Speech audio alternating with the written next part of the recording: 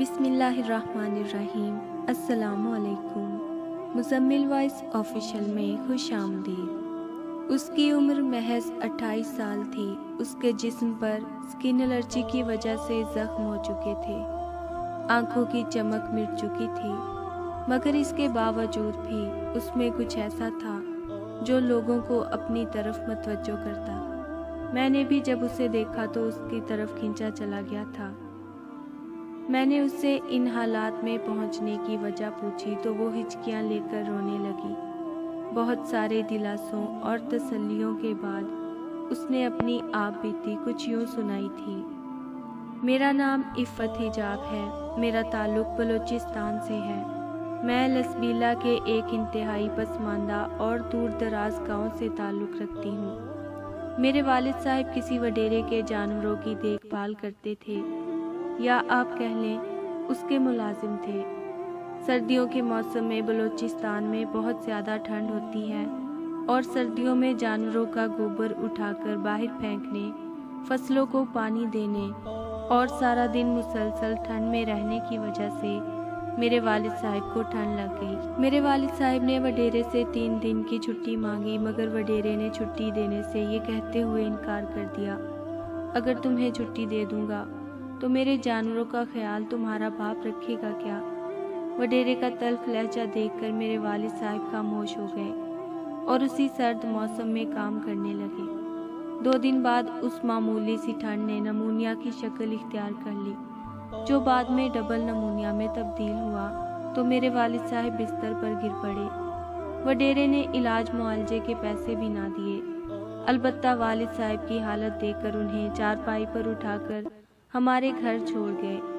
ہم لوگوں کے پاس علاج معالجے کے پیسے تو نہ تھے، لہٰذا ہم لوگ والد صاحب کا مناسب اور متواتر علاج نہ کروا سکے، جس کی وجہ سے میرے والد صاحب ٹھنڈ میں ہی سسک کر مر گئے۔ وڈیرے کے جانوروں کو چارہ ڈالنے والا اور مل گیا، مگر مجھے میرا سگا باپ اور میری ماں کو اس کا شوہر کبھی نہ مل سکا۔ اب لوگ غریب سمجھ کر کچھ نہ کچھ ہماری مدد کر دیا کرتے تھے۔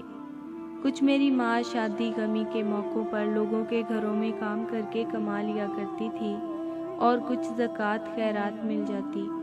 اس طرح ہمیں 2 وقت کی روٹی بمشکل اور خیرات میں ہی صحیح، مگر الحمدللہ مل ضرور جاتی تھی۔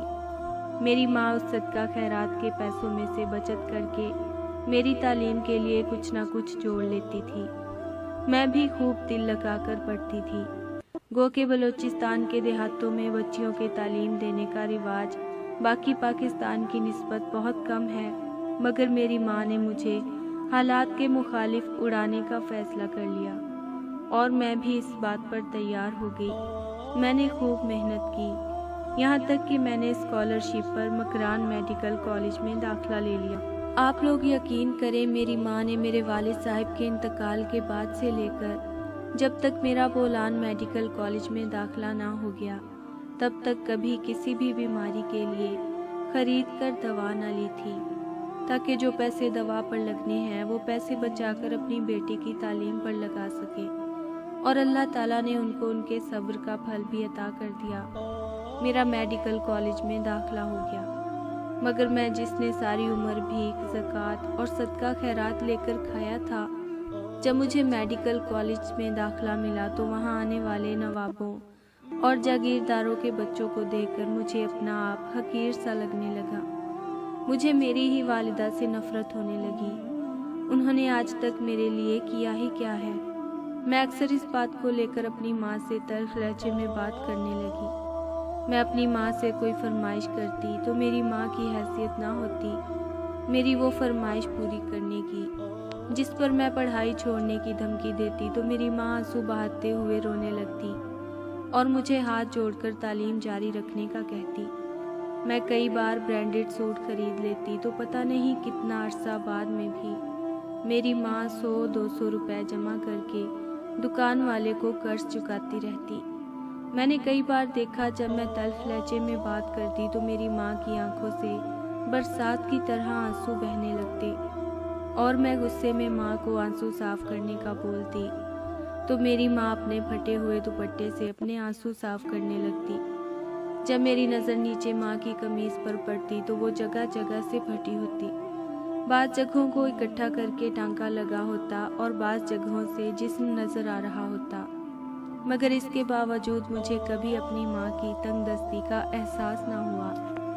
چونکہ میں جس طرح کے بچوں کے ساتھ زیر تعلیم تھی، مجھے اس طرح کا طرز زندگی دے پانا میری ماں کے لیے ممکن نہیں تھا، لہٰذا میں نے اپنی خواہشات کی تکمیل کے لیے غلط راہ اختیار کر لی۔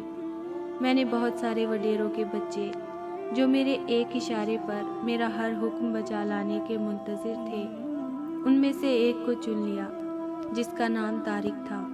طارق ایک انتہائی خوبصورت اور رئیس زادہ تھا۔ طارق کی صورت پہ مجھے اپنے خواب پورے ہوتے ہوئے نظر آئے۔ طارق کے سہارے مجھے وڈیروں والی زندگی جینے کا سب سے بڑا خواب پورا ہوتا نظر آیا، جو بچپن سے میری خواہش تھی۔ دوسری طرف طارق جو اپنے نفس کے ہاتھوں مجبور ہو کر میرا قرب پانے کے لیے ہر حال میں تیار تھا، میرے ایک اشارے پر میرا ہر حکم بجا لاتا تھا۔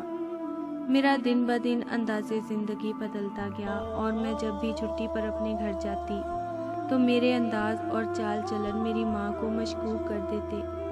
میری ماں مجھے منہ سے بول کر سیدھا کچھ نہ کہتی، مگر مجھے ایسی بہت ساری لڑکیوں کے واقعات سناتی جو وڈیروں کے ہاتھوں عزت لٹوانے کے بعد خود تو قبر میں جا سوئیں، مگر اپنے والدین کے لیے ہمیشہ کی گالی بن کر رہ گئی، اور بہت سی ایسی لڑکیوں کا بتایا جن کے ایک غلط قدم نے اس کے والدین اور بہن بھائیوں کو موت کی نیند سلا دیا۔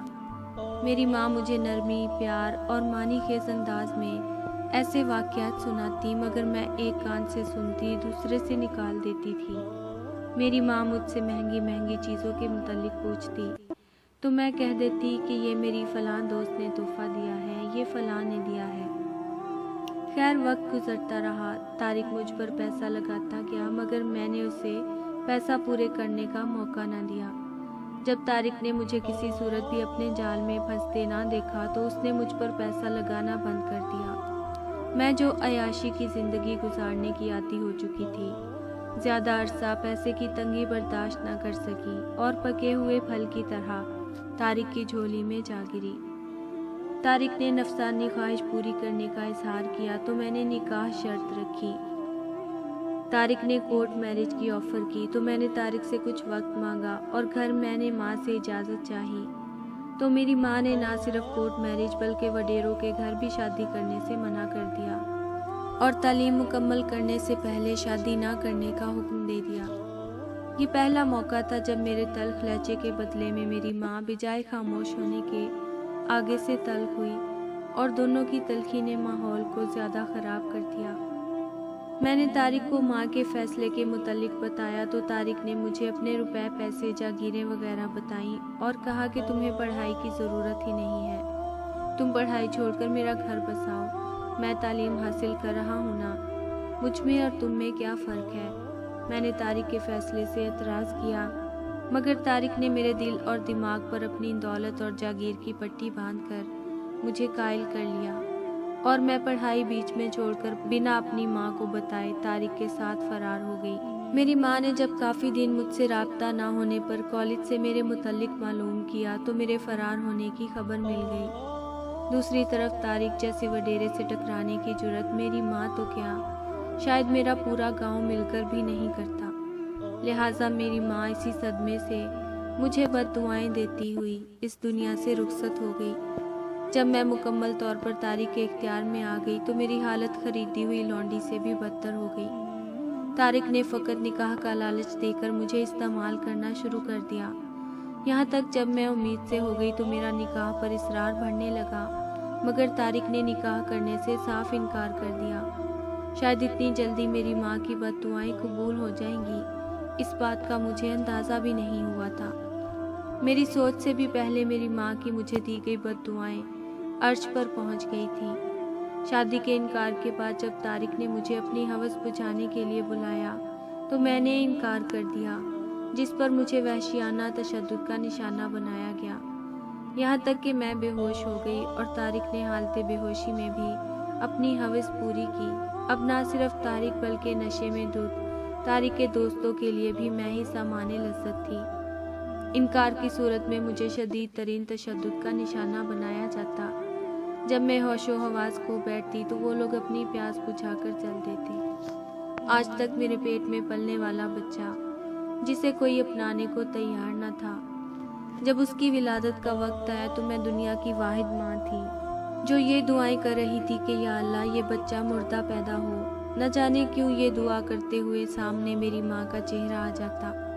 میری ماں کی آنکھوں سے آنسو بہہ رہے ہوتے تھے اور وہ اپنے پھٹے ہوئے دوپٹے سے آنسو صاف کر رہی ہوتی تھی، اور ان کا جگہ جگہ سے پھٹے ہوئے قمیض میں جسم نظر آ رہا ہوتا تھا اور قمیض پر لگے پیوند بھی دکھائی دیتے تھے۔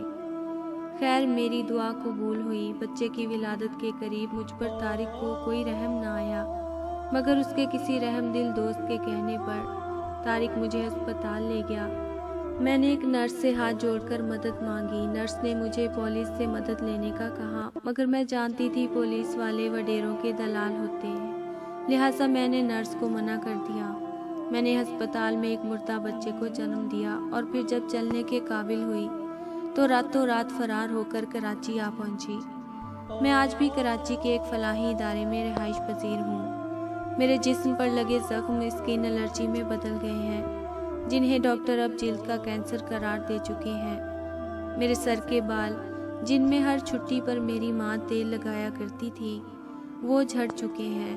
میں ایک انتہائی قبیح صورت بن چکی ہوں۔ یہاں تک میرے ساتھ عورتیں رہنے کو تیار نہیں، انہیں میری شکل سے ڈر لگتا ہے۔ مجھے لوگوں سے الگ کھانا دیا جاتا، میرے ساتھ بیٹھ کر کوئی کھانے والا نہیں۔ میرا بہت دل کرتا ہے کہ کاش میری ماں زندہ ہوتی تو مجھے اس حال میں بھی ضرور اپنے سینے سے لگا لیتی، مگر افسوس کہ میری ماں تو بہت پہلے ہی میرے ایک غلط فیصلے سے مر گئی تھی۔ میں اکثر سوچتی ہوں شاید میری ماں کو میری حرکات کا اندازہ تھا، تب ہی وہ مجھے ایسی لڑکیوں کے واقعات اور انجام سنایا کرتی تھی۔ میں تو اپنی ماں کی نصیحت پر عمل نہ کر سکی، مگر اپنی ہمجولیوں کو یہ ضرور کہوں گی کہ جتنا اور جس حال میں بھی ہو سکے والدین